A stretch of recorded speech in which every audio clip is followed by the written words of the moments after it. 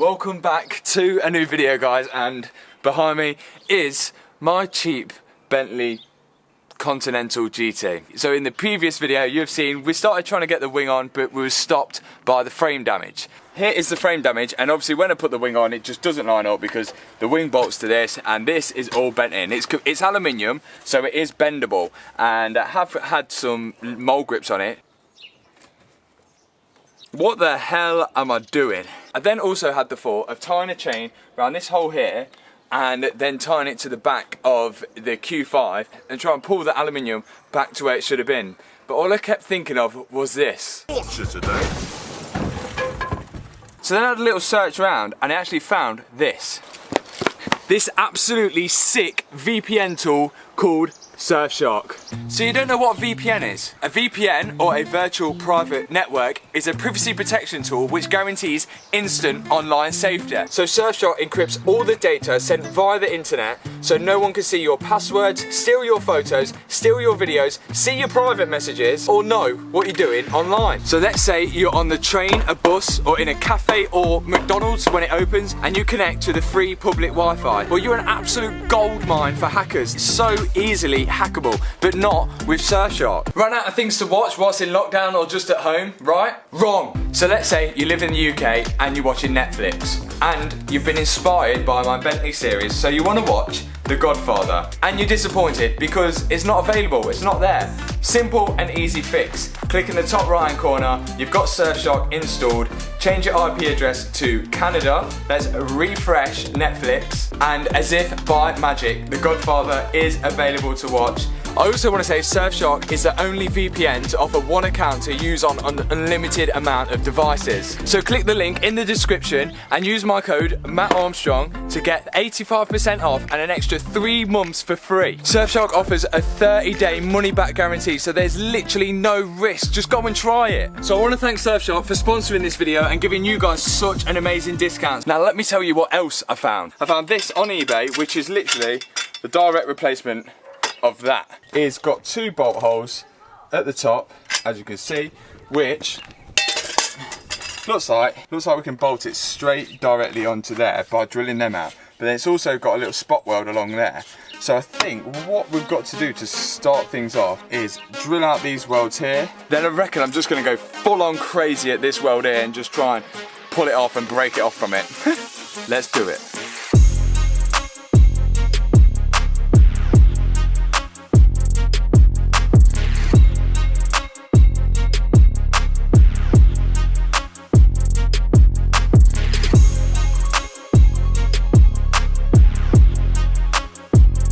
You can already hear all you Bentley specialists going, what the hell is he doing?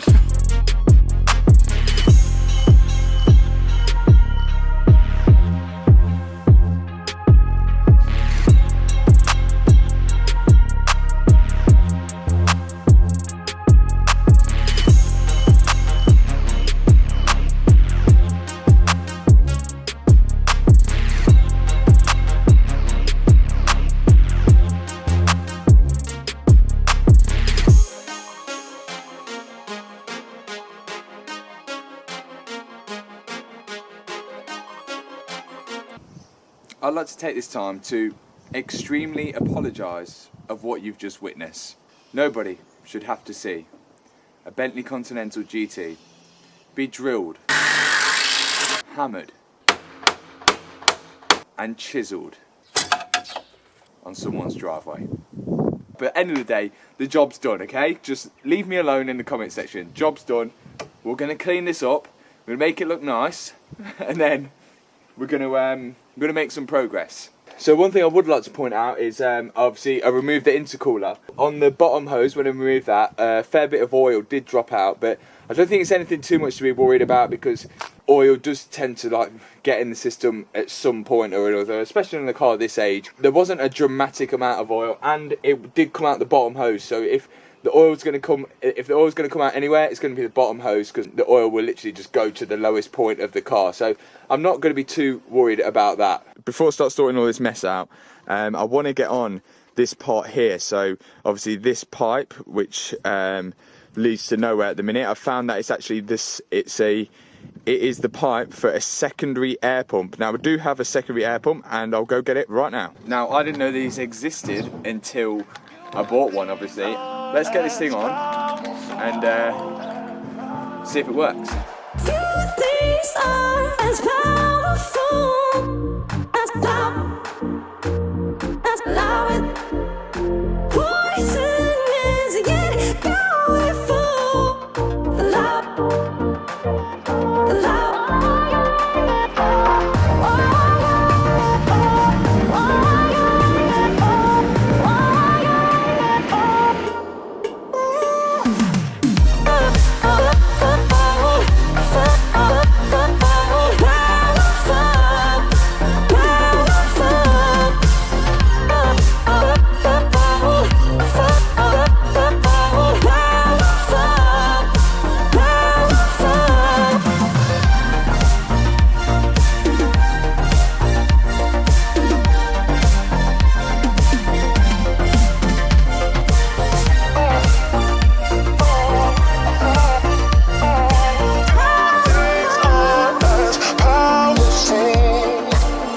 So guys, we've got a plan.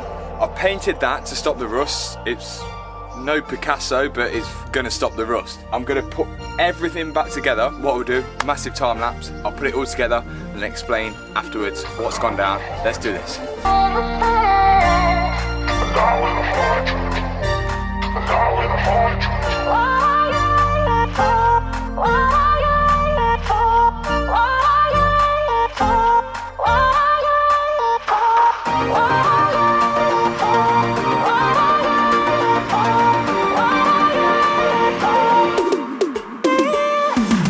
We hit the national newspapers, the Daily Express. Just read the first line of this article. Car restoration expert Matt Armstrong has revealed how a truly neglected Audi S5 turned out to be his best project to date. Guys, I'm an expert.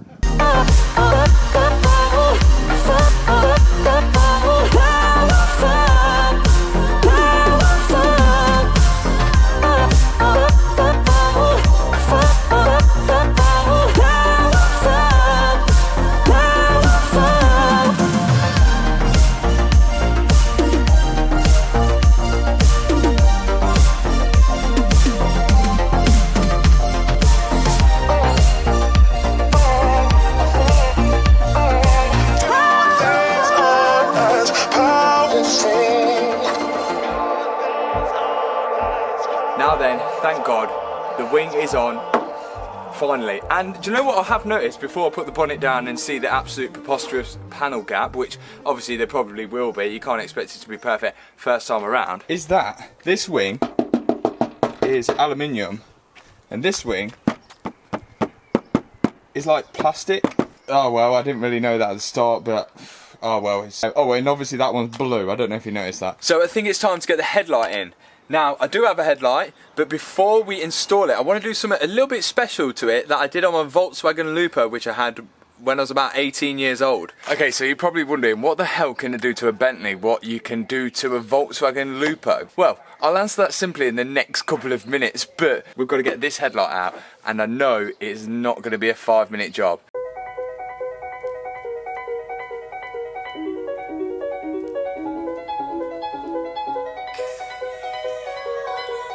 I've got it out! The ratchet one, I nearly amputated my arm, look. Nearly a self-amputated arm, but I've got it out. Right, 2 more to go.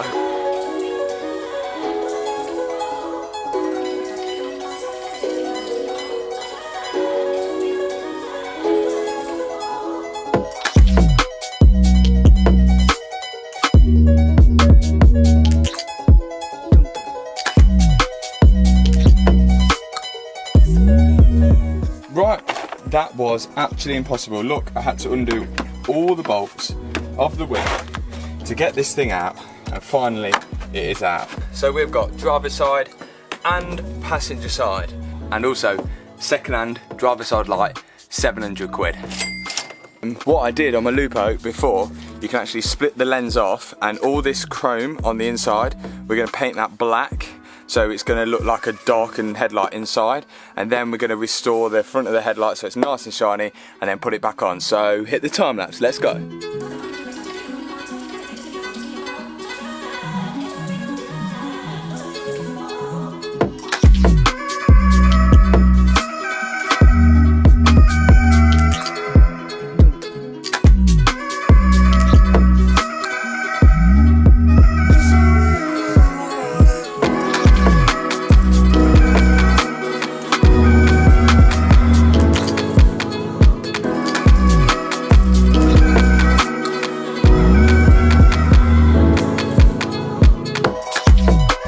check this out. Obviously, this side I'm nearly there with. I've just got to touch it up a bit. Now, before I tell you how I do this and how I do this, I know I'm going to get loads of comments saying, Danny, you could just use toothpaste. The thing is with toothpaste, it works for a bit and then eventually it just ends up like that. So this is, I think, the proper way of doing it.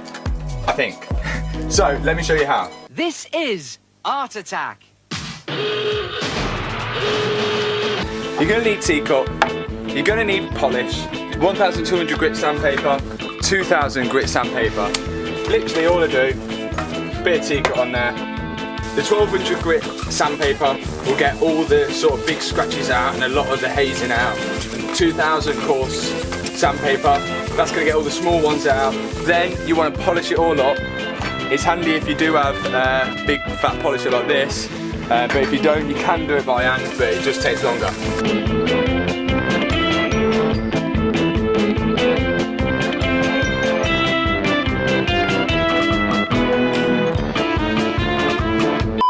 And this one is finished off, as you can see.